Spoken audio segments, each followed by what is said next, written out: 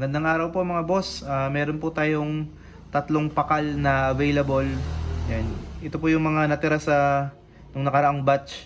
Pinadala ko kay Sir Efren Guevara para magawa ng Kydex. Yan. So, ito po siya. Meron tayong brown, neon yellow, tsaka black. 3 pieces lang po available. Yan. Gawa ni Sir Efren Guevara po ito. Yan. Yung mga blade natin, mga gawang Pangasinan yan mga boss.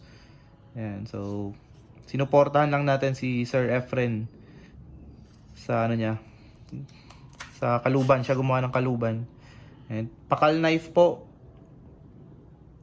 6.5 inches yung talim, full tang, 5160 high carbon steel po yung ano, yung talim. Nasa natin.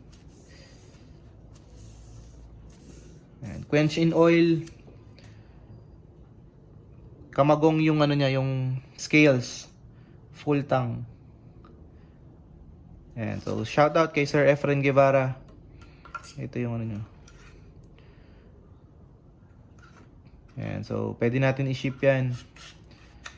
May kasama din silang ano, wooden sheath. Pwede nyong gamitin. Palit-palitan. Ayan. So, ito yung isa. Ayan, so screenshot nyo lang mga boss, PM nyo ako kung interesado po kayo, pwede na natin i-ship to. Ayan, nilagay natin siya ng ano langis. Iwas kalawang. Ayan. Gawang Pangasinan. Ayan, so yung mga nakaraan, leather sheet yung ano natin nung nakitan. Mana siya? Hindi siya nahuhulog. Yung mga nakaraan kay Ride and Style, mga leather pinagawa natin. Ngayon naman Kydex.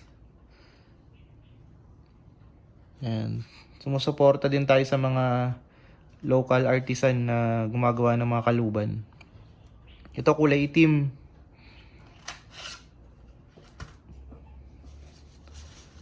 Three pieces lang.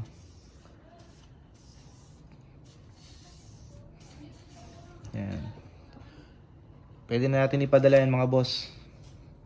Ito yung pakal knife natin. Ayan, maganda yung fit niya.